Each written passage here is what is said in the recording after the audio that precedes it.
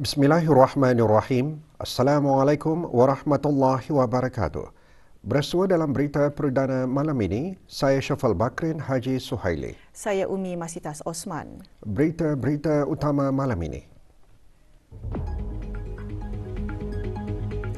Kebawah Duli Yang Maha Mulia Paduka Seri Baginda Sultan dan Yang di-Pertuan Negara Brunei Darussalam bertitah menegaskan kunci kemampuan negara mendepani ujian wabak COVID-19 dan pelbagai varian tidak lain kerana negara tidak pernah mencuaikan ibadat kepada Allah.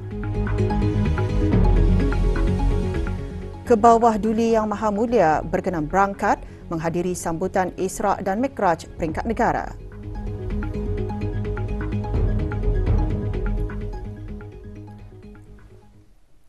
Kebawah Duli Yang Maha Mulia Paduka Seri Baginda Sultan Haji Hassan Al-Bolkiah Muizzaddin Wad Daulah Ibni Almarhum Sultan Haji Umar Ali Saifuddin Sa'adul Khairuddin Sultan dan Yang di-Pertuan Negara Brunei Darussalam bertitah menegaskan kunci kemampuan negara mendepani ujian wabak COVID-19 dan pelbagai varian tidak lain kerana negara tidak pernah mencuaikan ibadat kepada Allah, bukan sahaja ibadat khusus, malah juga merangkumi segala amal kebajikan.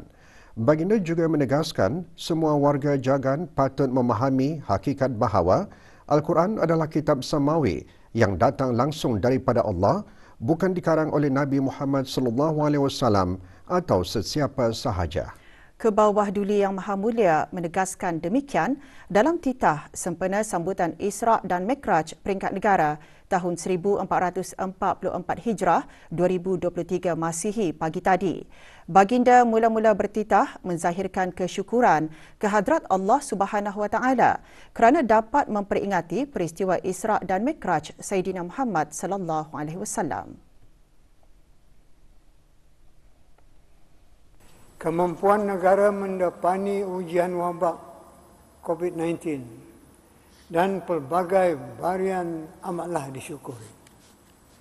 Kunci kepada semua ini tidak lain kerana kita tidak pernah mencuaikan ibadat kepada Allah. Bukan sahaja ibadat khusus seperti sembahyang, malah juga merangkumi segala amal kebajikan berupa mematuhi segala perintahnya dan menjauhi segala larangannya. Ikrar tidak pernah mencuaikan ibadat kepada Allah titah baginda diucapkan pada setiap hari dalam doa iftitah yang berasal dari surah Al-An'am ayat 162 tafsirnya. Katakanlah sesungguhnya sembahyangku dan ibadatku, hidupku dan matiku hanyalah untuk Allah, Tuhan pencipta dan pentadbir seluruh alam. Beta penuh yakin, inilah kunci kejayaan orang-orang beriman. Apabila kita menyandarkan semua amal perbuatan kita semata-mata kerana Allah, maka Allah akan menyediakan jalan terbaik untuk kita. Bagaimanakah cara kita menyandarkan semua amal perbuatan kepada Allah itu? Caranya ialah dengan memastikan bahawa semua amal perbuatan itu adalah berstatus takwa.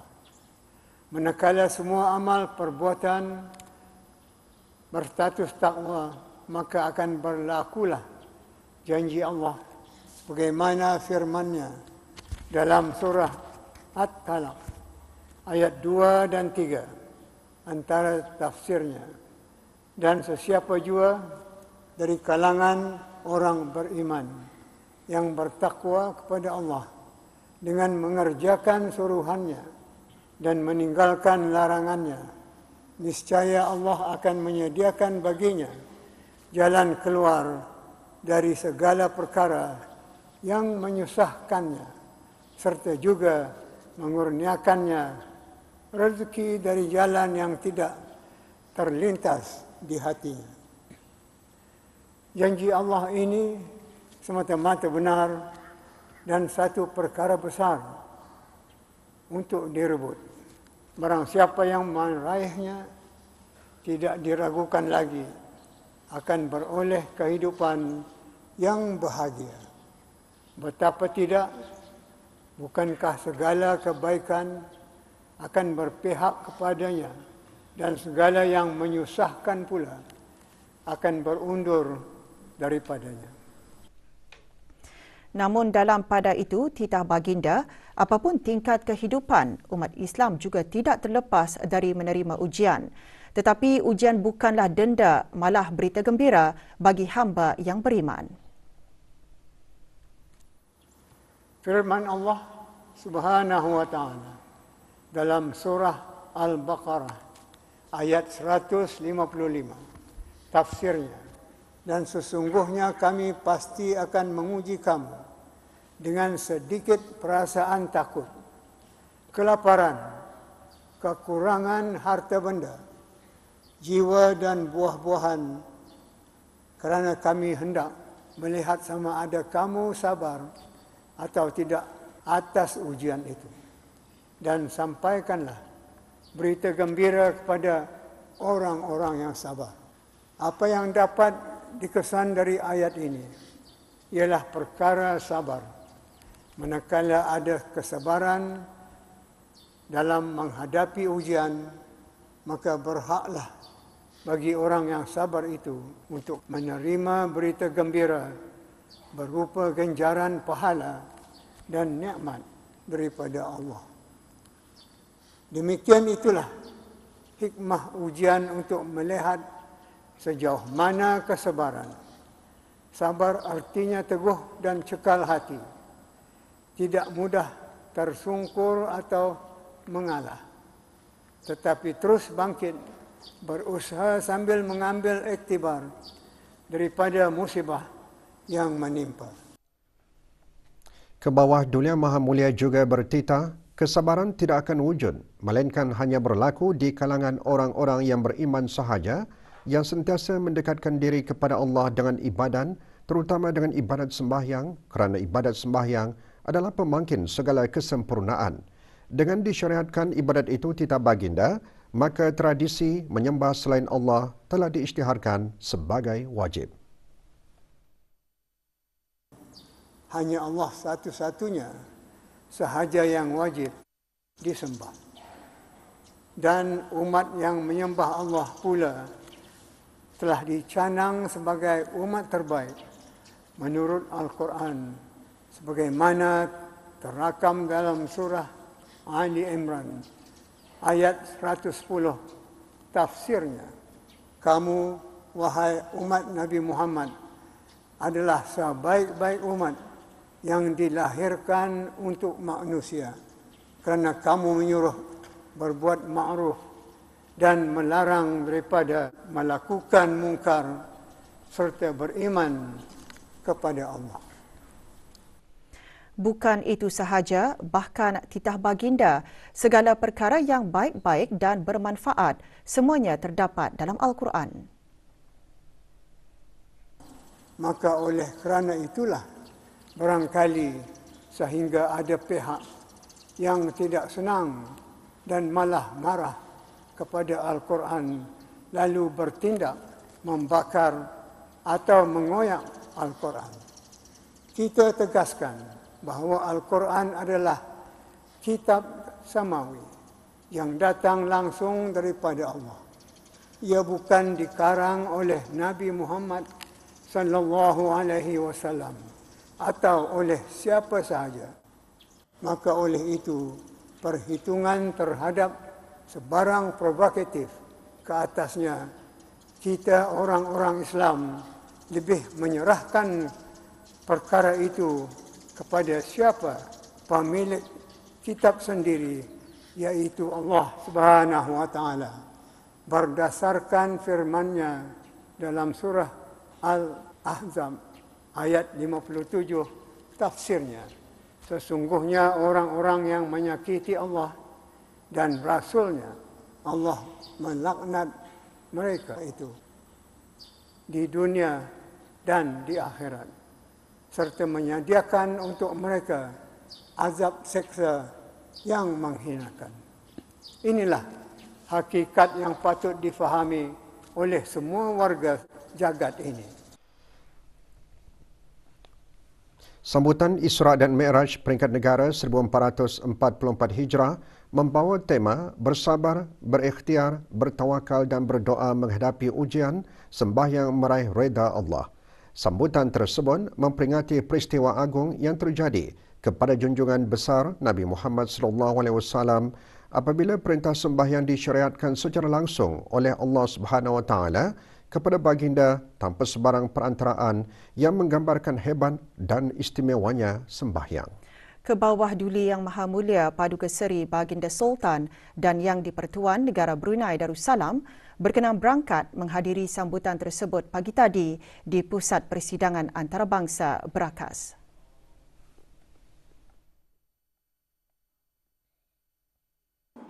Keberangkatan ke bawah Duli Yang Maha Mulia dijunjung oleh Yang Amat Mulia Pengiran Indra Setia Diraja, Sahibul Kharib Pengiran Anak Haji Idris bin Pengiran Maharaja Lela Pengiran Muda Abdul Kahar Yang di-Pertua Adat Istiadat Negara. Yang berhormat Pihin Udana Khatib Datuk Paduka Seri Setia Ustaz Haji Awang Badarudin bin Pengarah Datuk Paduka Haji Awang Uthman, Menteri Hal Ehwal Agama. Yang berhormat Pihin Datu Lela Raja, Major Jeneral Bersara, Datuk Paduka Seri Haji Awang Halbi bin Haji Muhammad Yusof, Menteri di Jabatan Perdana Menteri. Yang berhormat Datuk Seri Setia, Dr. Awang Haji Abdul Manaf bin Haji Matusin, Menteri Sumber-Sumber Utama dan Pelancongan, serta ahli-ahli jawatan kuasa tertinggi sambutan yang lain. Berangkat sama paduka-paduka anda dan adinda ke bawah Duli Yang Maha Mulia. Duli Yang Teramat Mulia Paduka Seri Pengiran Muda Mahkota, Pengiran Muda Haji Al-Mutadib Billah, Menteri Kanan di Jabatan Perdana Menteri. Duli Yang Teramat Mulia Paduka Seri Pengiran Muda Abdul Malik. Duli Yang Teramat Mulia Paduka Seri Pengiran Muda Abdul Matin. Dan Duli Yang Teramat Mulia Paduka Seri Pengiran Bendahara Seri Maharaja Permaiswara Pengiran Muda Haji Sofri Bokia.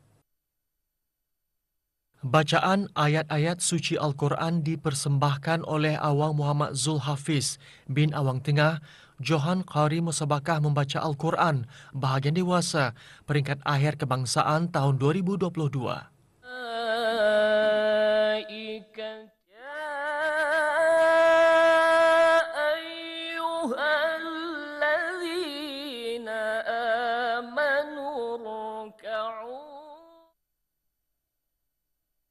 Menteri Hal Ehwal Agama dalam sembah alu-aluan antara lain menyembahkan ibadat sembahyang merupakan jalan menuju kemenangan dengan berusaha mencapai kejayaan. Bahawa seruan azan yang dikumandangkan untuk bersembahyang dengan lafaz hayya 'alas salah, hayya 'alal falah itu ialah juga mengingatkan kita untuk berusaha keras mencapai kemenangan, iaitu al-falah. Al-falah dalam makna kemenangan berupa kejayaan dan kemajuan yang seimbang dalam kehidupan dunia dan akhirat kita yang dicapai dengan berusaha dan berikhtiar.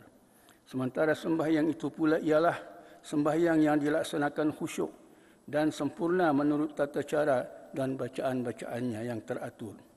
Dengan itu, kita orang-orang yang beriman yang menunaikan sembahyang dengan khusyuk dan sempurna itu disebut oleh Allah Subhanahu Wa Taala menjadi orang-orang yang diberikan kemenangan.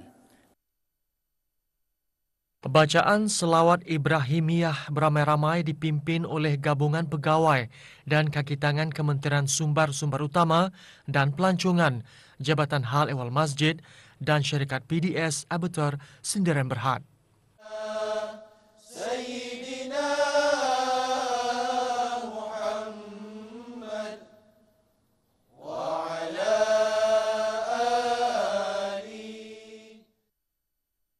Sembahyang sebagai jalan yang paling mudah dan cepat untuk meraih redha Allah antara intipati ceramah khas oleh Pengiran Ahmad Faris Ramadhani bin Pengiran Haji Salehuddin, Pegawai Hal Ehwal Masjid Jami Asri Hassanal Bolkiah. Pemisah di antara seorang Muslim itu dengan kesyirikan dan kekufuran adalah pada meninggalkan sembahyang. Sembahyang, kalau kita perhatikan, ianya merupakan perintah Allah Subhanahu Wa Taala yang wajib kita laksanakan. Kerana, coba kita lihat, Allah Subhanahu Wa Taala Maha Adil. Setiap seorang daripada kita diberikan 24 jam dalam sehari. Tidak ada yang lebih dan tidak ada yang kurang. Dan Allah Subhanahu Wa Taala hanya mengambil sedikit sahaja daripada waktu yang diberikannya itu untuk kita luangkan bersamanya. Jika kita memelihara ibadah sembahyang ini, rezeki kita akan dijamin oleh Allah. Persembahan khas sketsa sembahyang meraih reda Allah oleh belia-belia masjid menyemarakkan lagi sambutan. Kan pakai air betul kah? Atau air laut boleh betul. Pasalnya air laut tadi antara Moninda karang lalai tani ngau kan gugur. Inda jo kusyok to. Thank you, Bang. Doa selamat dibacakan oleh Yang Berhormat Pendatu Seri Maharaja, Datuk Paduka Seri Setia, Dr. Ustaz Haji Awang Abdul Aziz bin Junid, Mufti Kerajaan. Rabbana atina min ladunka rahmatan wa hayyi' lana min amrina rasyada. Rabbana atina fid dunya hasanah wa fil akhirati hasanah wa qina adzaban nar. Wa sallallahu ala sayyidina wa maulana Muhammad wa ala alihi wa sahbihi ajma'in. Walhamdulillahi rabbil alamin.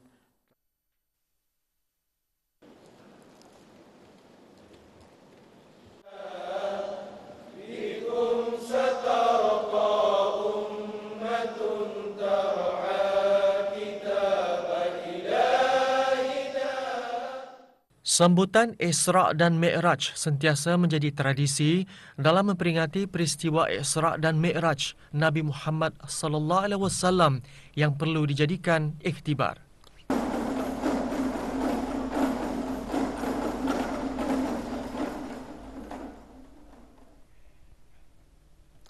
Pelbagai pihak di negara ini mengadakan beberapa acara bagi memperingati peristiwa Isra' dan Mi'raj. Ikuti bahan beritanya seketika nanti.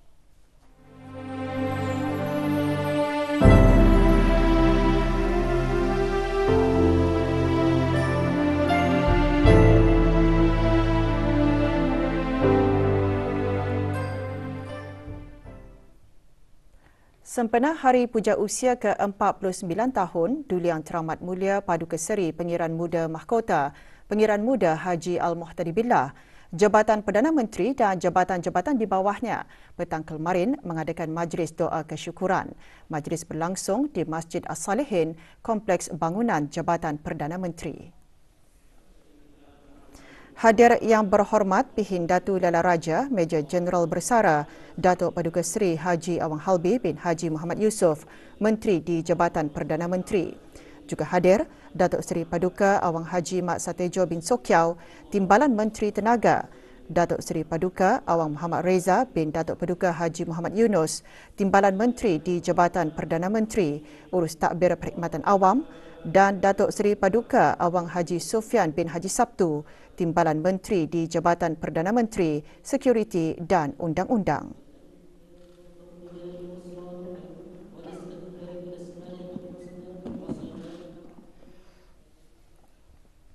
Sementara itu, Persatuan Pengakam Daerah Brunei dan Muara dan Takmir Masjid Al-Muhtadi Billah turun mengadakan majlis serupa semalam.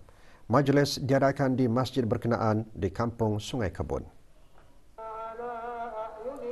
Majlis dimulakan dengan sembahyang maghrib berjemaah dan diikuti dengan bacaan surah Yasin serta doa kesyukuran dan sembahyang fardu Isya berjemaah. Antara yang menyertai Pesuruhjaya Pengakam Daerah Brunei dan Muara.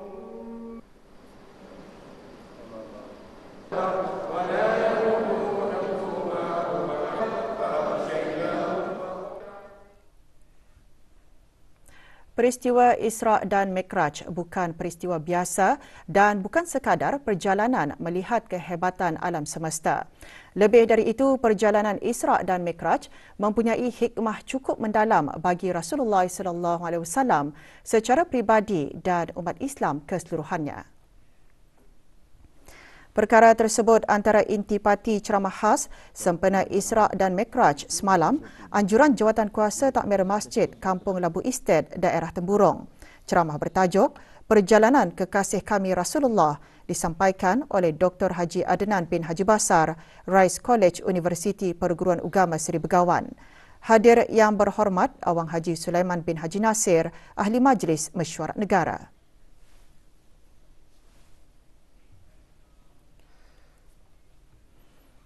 Pelbagai hikmah dan pengajaran yang boleh diambil oleh kaum wanita melalui peristiwa Isra' dan Mi'raj untuk dijadikan panduan dan pedoman dalam kehidupan seharian.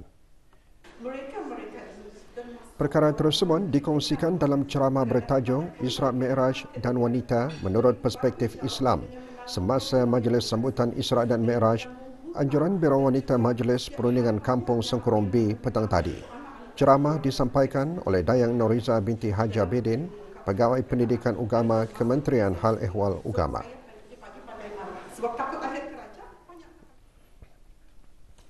Juga bersempena memperingati peristiwa Isra' dan Mikraj, Al-Minhaj Center hari ini menganjurkan daurah tib memimpin sehebat Rasulullah SAW.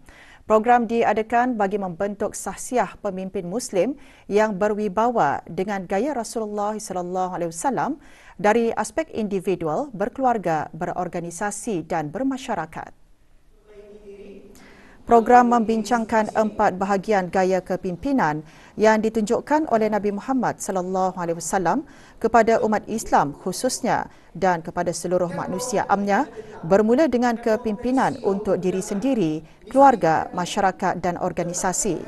Bahagian pertama menyentuh mengenai bagaimana cara untuk memimpin diri sendiri sebelum menjadi pemimpin terhadap orang lain. Manakala bahagian kedua pula menyentuh mengenai cara untuk memimpin keluarga dalam memastikan matlamat pembentukan keluarga sakinah, mawaddah dan rahmah.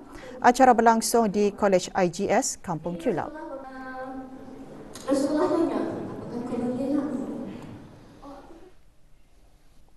Para belia perlu siaga dalam memacu dan memimpin ke arah pembangunan negara. Justru sebagai aset berharga bagi negara, belia perlu memainkan peranan penting bagi membantu menjayakan wawasan Brunei 2035. Ikuti semangat dan keazaman para belia untuk menjadi belia pewaris kepimpinan negara. Belia perlu dilengkapi dengan ilmu dan memiliki kemahiran hidup, kepimpinan, agama, kerohanian dan perlu mempunyai minda serta fizikal yang sihat.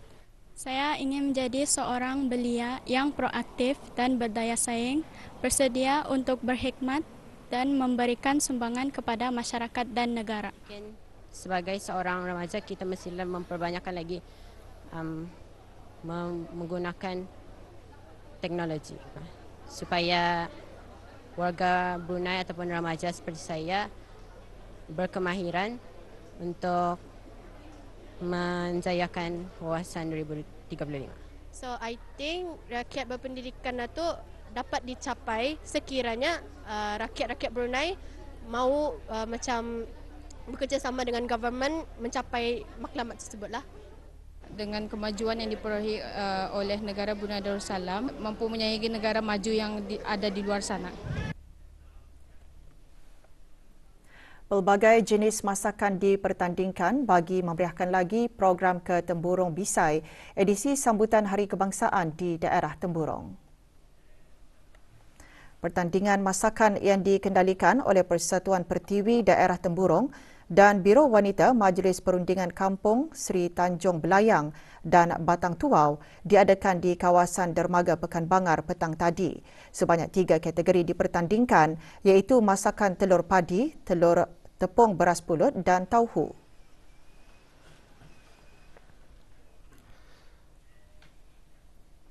Perkhemahan latihan insentif bersepadu Persekutuan Pengakap Negara Brunei Darussalam berakhir petang tadi dengan majlis penutupan dan penyampaian sijil. Majlis diadakan di bangunan Ibu Pejaban Persatuan Pengakam Daerah Tutong.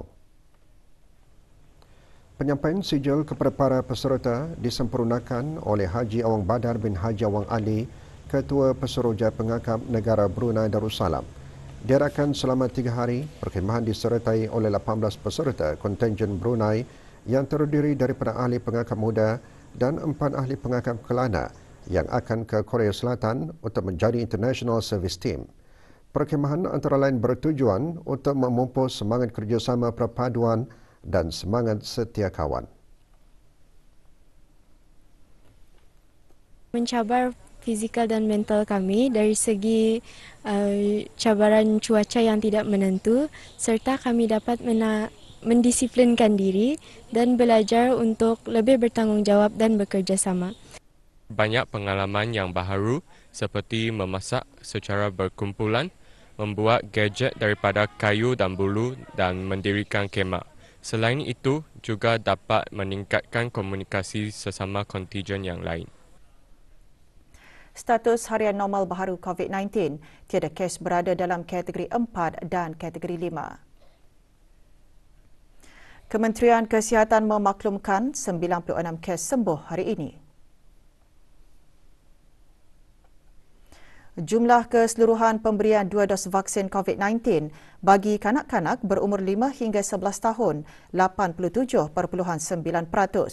Bagi remaja berumur 12 hingga 17 tahun yang mendapat 3 dos vaksin, 62.7%. Dan liputan bagi rakyat dan penduduk negara ini yang mendapatkan 3 dos vaksin, 79.1%.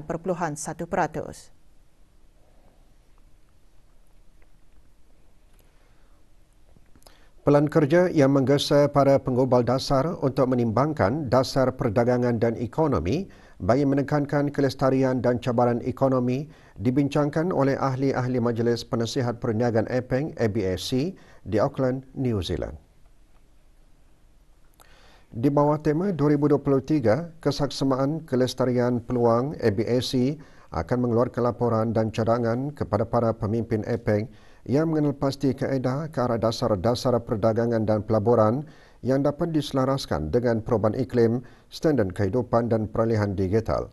Pelan tersebut akan mewujudkan inisiatif yang dilancarkan pada tahun 2022 termasuk agenda untuk berkembang ke arah kawasan perdagangan bebas Asia Pasifik dengan menumpukan pencapaian hasil awal dalam bidang-bidang pendigitalan, inklusif, kelestarian dan perdagangan. Perdana Menteri New Zealand Tuan Yang Terutama Chris Hipkins merasmikan pembukaan mesyuarat ABSC dengan menekankan nilai perkongsian bersama bagi menangani cabaran.